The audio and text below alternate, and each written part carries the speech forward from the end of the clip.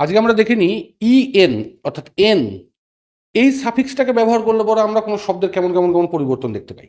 তো প্রথমত বলি যে ইএন এন, এই সাফিক্সটাকে যখন আমরা কোনো শব্দের সঙ্গে জুড়ে দেবো তখন সেটা থেকে তৈরি বা সেই ধরনের এরকম জিনিস বোঝায়।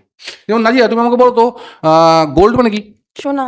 এর সাথে যদি আমি গোল্ডের সাথে যদি ইএন যোগ করে দিই তাহলে কি হয়ে যাবে? গোল্ডেন। গোল্ডেন। তখন মানে কি দাঁড়াবে? সোনার। সোনার, সোনালি, সোনার দিয়ে তৈরি, এরকম কিছু।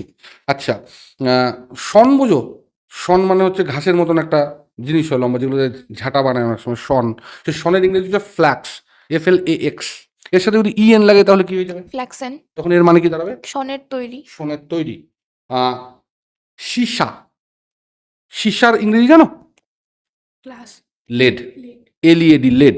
তো লেডের সঙ্গে যদি ইএন যোগ করি তাহলে কি হয়ে যাবে? লেডেন। লেডেন। তখন এর মানে কি দাঁড়াবে? সীসা দিয়ে তৈরি। সীসা দিয়ে তৈরি।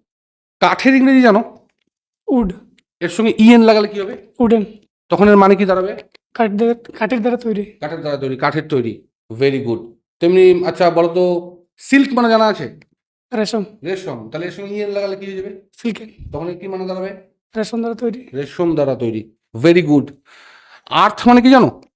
পৃথিবী। পৃথিবী। কিন্তু এখানে আর্থ মানে মাটি যদি আমরা বুঝি, তার সঙ্গে ইএন লাগালে কি হয়ে যাবে? আর্থেন। কথাটা আর্থেন বা আর্দেন। আর্দেনের মানে তাহলে কি দাঁড়াবে? মাটি দ্বারা তৈরি। মাটি দ্বারা তৈরি। তাহলে মাটি দিয়ে তৈরি যে সমস্ত জিনিস সেগুলোকে আমরা আর্দেন বলতে পারবো, তাই না? আচ্ছা, একটা বলো তো, উল, উলের মানে জানো? পশম। ঠিক। এবার এর সঙ্গে ইএন লাগালে কি হবে? উলেন। তখন সেক্ষেত্রে এর মানে কি দাঁড়াবে? উল দ্বারা তৈরি। রাইট। ফ্লাওয়ার মানে তো ফুল, তো ফুলের মতন বা ফুল দ্বারা তৈরি, এটার ইংরেজি কি?